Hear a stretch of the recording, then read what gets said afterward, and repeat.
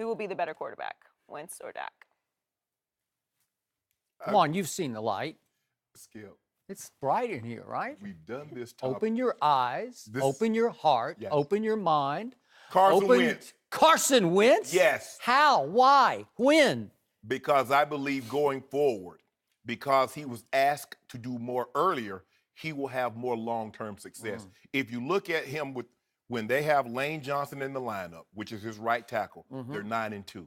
They're 2-8 without him. So when Lane Johnson, he's protected, got Jason Peters, that big dancing bear out there, just moving. Stud. Lane Johnson is the right tackle. Agreed. His completion percentage goes up. Well, I agree. Their points per game goes up. Yep. The pressure, his sack goes down. So he doesn't feel like I'm going to get hit in the front of my face because Jason Peters got that backside protected, got that on lock. And so as long as his line is intact and they give him something comparable, now it's not as good as the Cowboys' offensive line, but it's comparable. And now what's skill position? They've done a great job of upgrading that. They brought in Torrey Smith. They brought in Alshon Jeffries. They got Brent Selleck. They got Ernst. So they got good skill players around him. Now, I'm not sold on the running game. I mean, I don't know how much more tread LeGarrette Blount, but I don't know, the last couple of games, he's looked really well. Strong. But Skip, he has a better arm.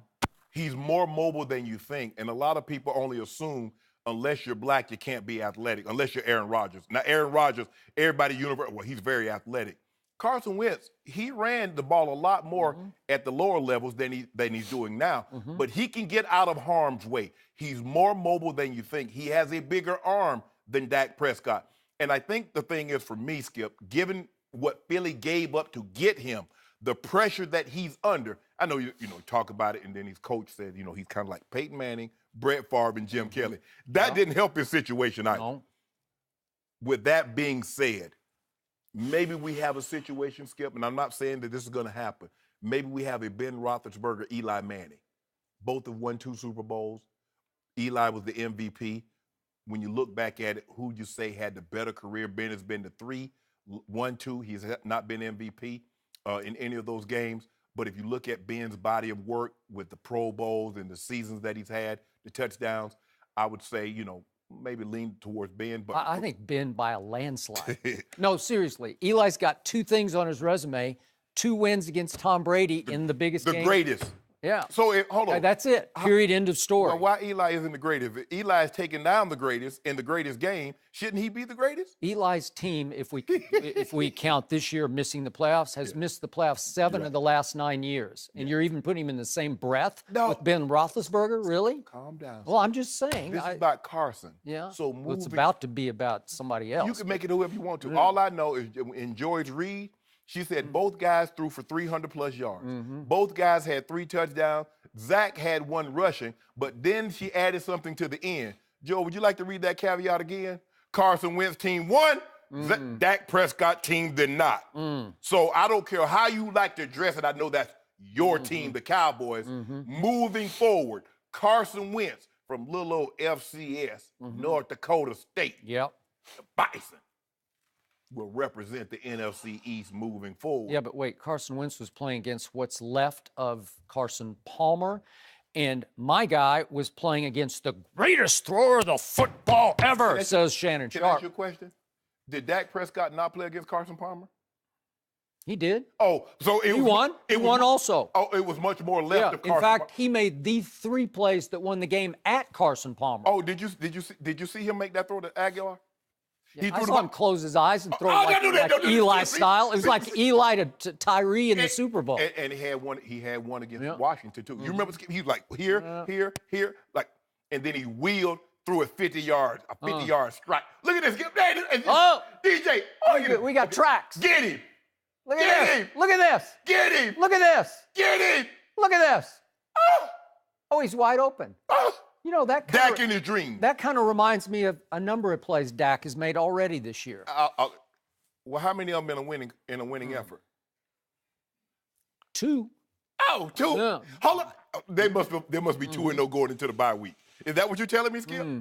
All that matters is how you finish. Yeah. And how did Carson Wentz finish last year after a quick 3-0 start? Everybody proclaimed him the greatest young quarterback ever. a combination of Peyton Manning and Brett Favre. His coach did that. I think everybody was pretty much on that bandwagon, and I think you were driving, and you're still driving that bandwagon, and it's fueled by Cowboy hate, right? Oh, my goodness. Well, come on. Why can't I be, what's the word I want to use? Objectionable. Objective. Yeah. Yeah. I object. You object. You know what I object to? Every time I hear the name Carson Wentz, I wince because it's driving me out of my mind that no matter what Dak Prescott accomplishes on the football field against all odds, nobody will give him the credit for it. I don't know why. It's because nobody saw him coming. He's a fourth-round pick. Everybody overlooked him, so it sort of shamed all the scouts and all the GMs, all the executives that nobody saw this coming. Certainly Jerry Jones did not see this coming, and nobody wants to give in to Dak Prescott, and I don't know why, because he only gets better and better and better. So let me get this straight. Last year, Dak Prescott's team, help me out here, maybe my memory gets foggy, I think it won 11 straight games with that rookie quarterback starting and finished 13-3 and would have been 14-2, except for a giveaway game at the end of the year at Carson Wentz. And then all Dak did was throw for 300-plus yards against Aaron Rodgers in a shootout playoff game at Jerry World that was 31-all and won by the two luckiest field goals in the history of the playoffs. So I can't fault Dak Prescott for that playoff loss. And then this year so far, I give you 2-3 versus, 4-1. But let's look at QBR. Last year, your man Carson Wentz finished in QBR, 0-100 is the stat. He finished 24th in the NFL with a 49, which is one tick below average. My guy led QBR the whole year until the last giveaway, mail-it-in game and fell just slightly percentage points down to third behind Matt Ryan and Tom Brady. So he finished third in QBR last year with a 79. This year, he's at an 80 through 5 games and just played the greatest game of his career, in which, against the greatest thrower of the football ever, he had a QBR that led all of quarterbacks on Sunday with a 97. So now Dak is second in the NFL at 80 to, by the way, Deshaun Watson leads the NFL, and he didn't start his first game, but still enough body of work. He's up at 85. And then we go to Alex Smith, and then we go to Tom Brady, and then we go to Carson Wentz. So Dak is already 10 points in QBR better than Carson Wentz, even though Carson Wentz has his team at, what are they, 4-1? You know what they are. I forget what they are, because I don't care, because it won't last. It will. But the point is, 80 QBR right now for Dak to 70 for Carson Wentz. What did I hear from Shannon Sharp all last year? You're overrating Dak Prescott because he's got the best running back in football. Second best. Well, whatever.